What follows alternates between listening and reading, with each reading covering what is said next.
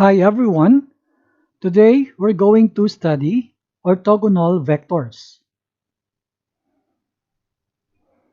Two vectors are said to be orthogonal or perpendicular if the angle between them is 90 degrees. Remember the dot product formula, and that is A dot B equals length of A times length of B times cosine theta. Consequently, their dot product will be 0 as cosine 90 degrees equals 0. Hence, in order to prove that two non-zero vectors are orthogonal, it is enough to show that their dot product is 0. Thus, the A dot B equals 0 for orthogonal vectors. This is our working formula. Let's see example 1. Show that the vectors A equals 2i plus 3j minus k and B equals 3i minus j plus 3k are orthogonal.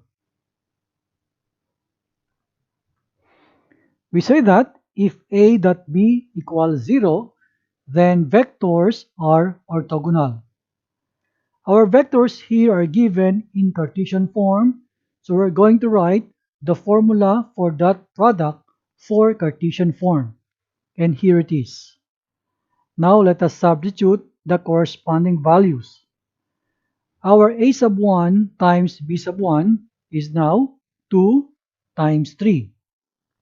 Then plus A sub 2 times B sub 2, that is 3 times negative 1. Then plus A sub 3 times B sub 3, that is negative 1 times 3. Then we simplify the corresponding product. 2 times 3 is 6. 3 times negative 1 is negative 3.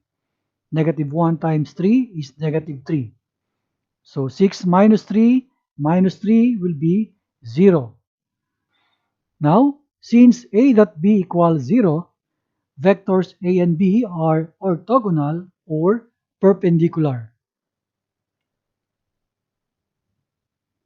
Example 2.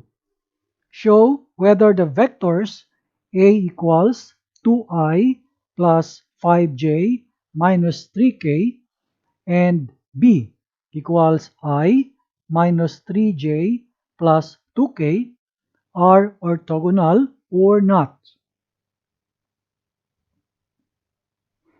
If A dot B equals 0, then vectors are orthogonal.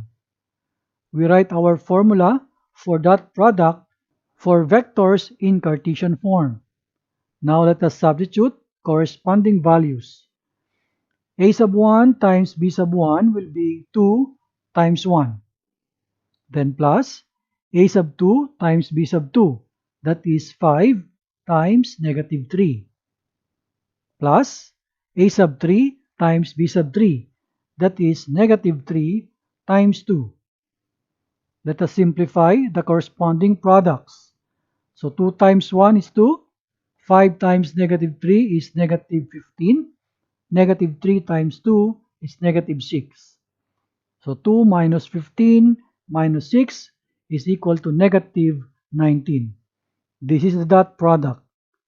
We can see that A dot B is not equal to 0.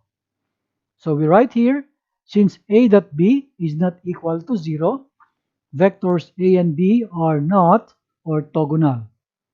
This is the final answer. I hope you learned something from this video. See you again next time.